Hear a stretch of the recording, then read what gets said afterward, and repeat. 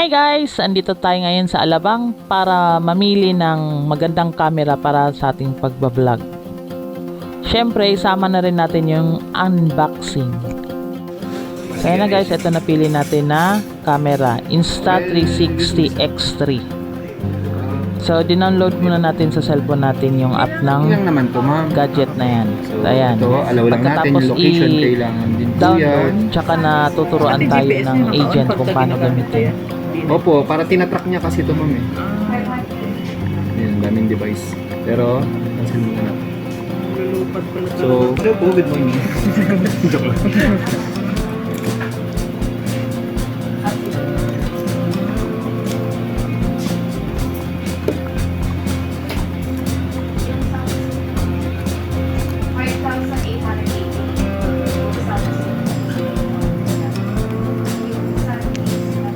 Nakakonect po yung smartphone. Ay, smartphone. So, ito yung... Nag-bluetooth ka lang. Opo, kukonect na. Okay lang po yan, sige. Try, tanggalin na lang natin. So, ito po yung main unit. Pa-check na lang kung meron gas-gas or basag or dirt.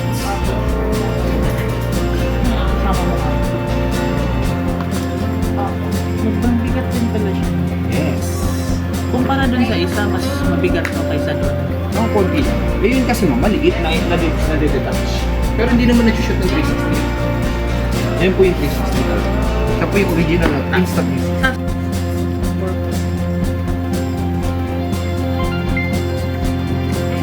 So ano naman, Chinese? Hindi sa'yo. Download, pinapa-download din si Epic, which is meron naman na tayo. Ay, wala po yung sticker. Ito na lang. Ito yung main battery. So yun yung pagtanggal, parang kinukurot lang siya, pinipinch lang. Then SD card, dito po sa side. Pag gusto nyo mag-upgrade, pagka nyo lang. Tapos, pag tatanggalin nyo, pinutin nyo lang yun. Pagbalik, di naman kayo may hihirapan sa pin, ma'am. Kasi yun yung pin. Ano pala i-service? Tatanggalin yung battery o dyan? Dito po, may Type-C dito. Tapos yun pala, ma'am, ito. Make sure lang na hindi visible yung kulay orange pag ibabalik mo yung battery. Kasi once na may nakaangat na orange yan, pwedeng pasukin ng tubig pag sinubmerge mo po. Same with charger. Dito po. Kailangan lubog or wala yung kulay orange. Hindi siya visible. Open natin ulit. Mga 2 to 3 seconds na naman ito. Ito ang ano niya? Asan na? Sa side po. Ayan po. Itong screen, ma'am, meron pa naman itong protector. Tsaka yung lens. Yan po yung pinaka-iingatan ng mga lens. Kasi pag yung lens mo magasgasan, mabasa. Lahat ng kuha mo, basag. Then service Wala center. bang protector niya? 2,000 meron pa. Sticky lens card.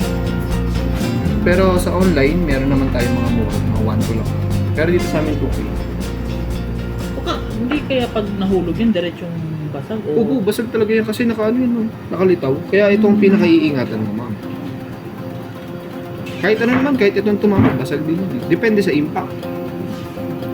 Kaya dapat, maingat kayo sa paggamit. Then, yung kasama naman niya, ito yung charger. Then, may kasamang pouch. Tapos, sticker dun sa bike kung gusto mo ilagay. Tapos, may kasama ng pamunas. So, open natin, connect natin ito. Gusto nyo dito naman para kita nyo. So ito, medyo marami lang lumalabas kasi may iba tayong unit sa loob. Hanapin nyo lang yung serial. Yan, for example, nakalagay po X363Y9XB. Ito po siya. Yan po yung unit nyo. So yun, prepare na siya. One time pairing. One time pairing lang yan, ma'am. Then kung may update dito po, connect lang sila magsisig.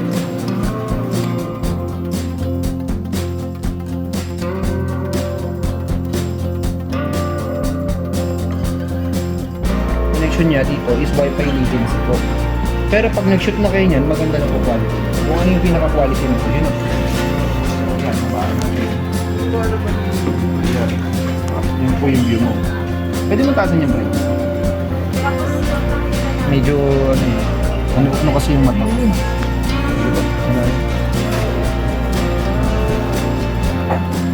So, try natin mag-record, ma'am. Yan. recording tayo.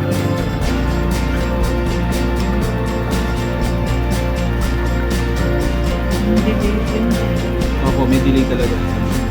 Depende. Pero once na mag-record yan, okay.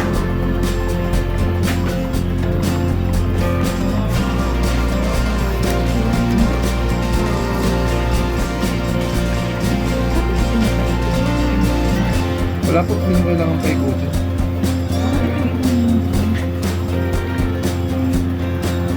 Natin ulit siya.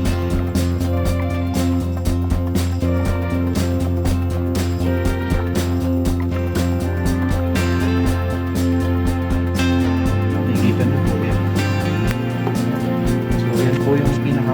Yan yung na-record ko. Opo. So, ibig Tapos... sabihin, pagka nagamit pala siya, hindi siya kailangan ikot-ikutin. Opo, hindi po. Ito na lang. Ganun lang, hawak mo lang. Opo, diretso lang. Kasi edit yun. At keyframe, tuto ko sa'yo.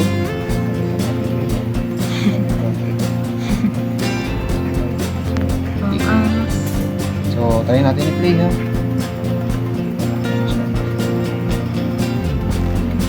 Tutok sa inyo. Dilipat mo.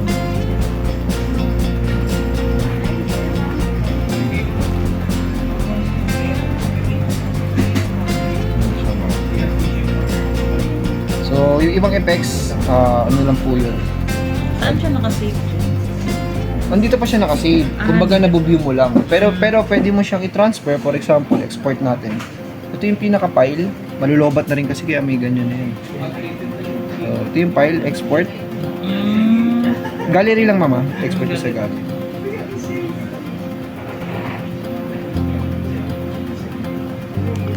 Parang sa CapCut lang po yun. Ganun po. Pero try muna natin mag-charge. Let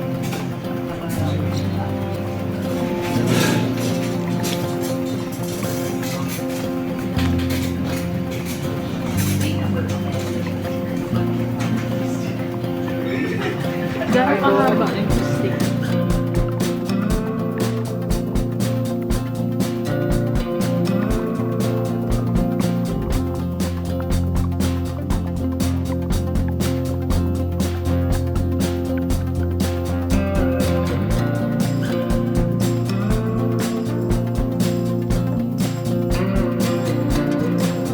A few moments later.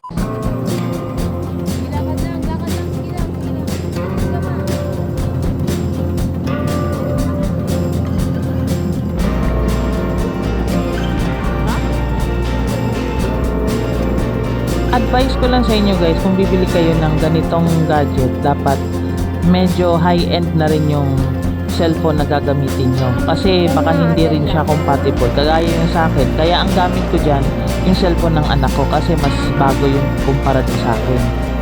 Kaya mangyayari, kung every time na aalis ako at gagamitin ko yung camera, syempre kasama siya para dun ko sa cellphone niya i-operate yung app na yun. Pwede naman siya ma-export tapos maipasa sa akin. So, doon ko na rin sa cellphone ko i-edit yung mga videos.